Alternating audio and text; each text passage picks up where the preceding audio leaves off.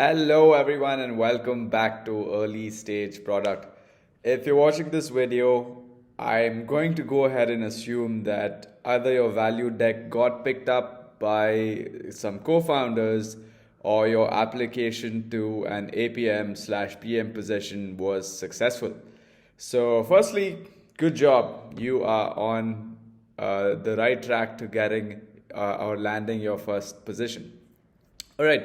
So today I want to talk about just how you can go in to an interview and make sure that you're fairly compensated for your first role as an APM or a PM. And there are a couple of items that I want to walk through. So let's dive straight in. So I want to first start off by asking you to know your range. And what I mean by this is before you go into any interview, it's really important that you do your homework around median salary range.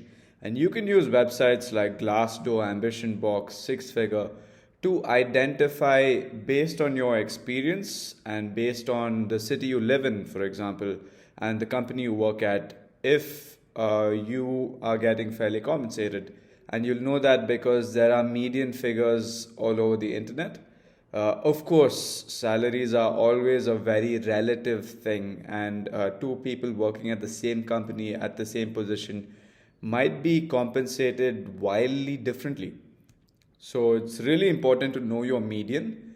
And while we're on this topic, I think since we mostly focus on early stage companies on this channel, what's important to know is that I don't recommend monetary gains to be your primary ambition or perspective. However, you should know what your worth is, and essentially, the downside of early stage companies and hustle culture, so to speak, is I sometimes see exploitation. And it's really important to know when figures are dipping so low that it's touching exploitative numbers. So, know your range. Number two is know or choose what to negotiate on.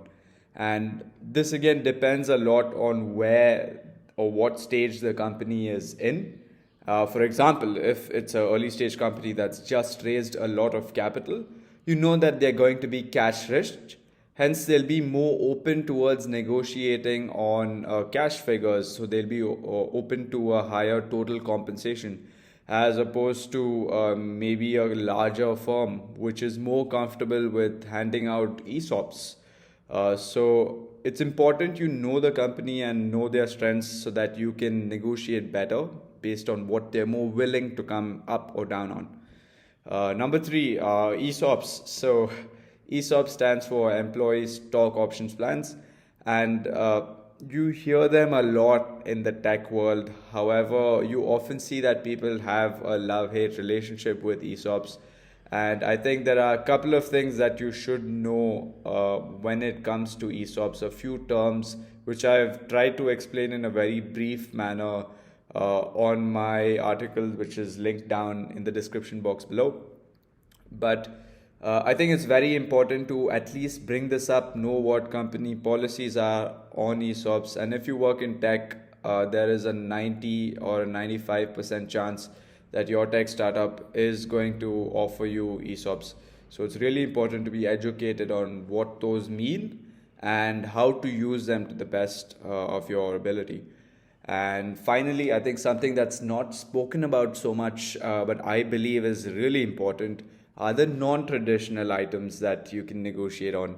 And some of them that I'd like to briefly mention that I see more and more people requesting or inquiring during their interviews are flexible work timing or a work schedule, wherein folks who are needed for certain hours of the day, maybe in an office, maybe at a certain fixed time period, will of course parlay that for a higher compensation. Again, moving on to a flexible versus a fixed work schedule.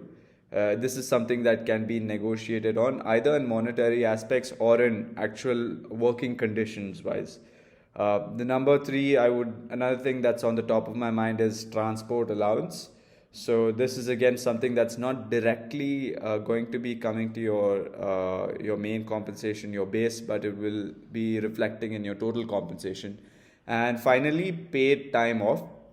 So I see this more and more with startups where employees are willing to forego certain a certain level of their base compensation if they will get a larger PTO.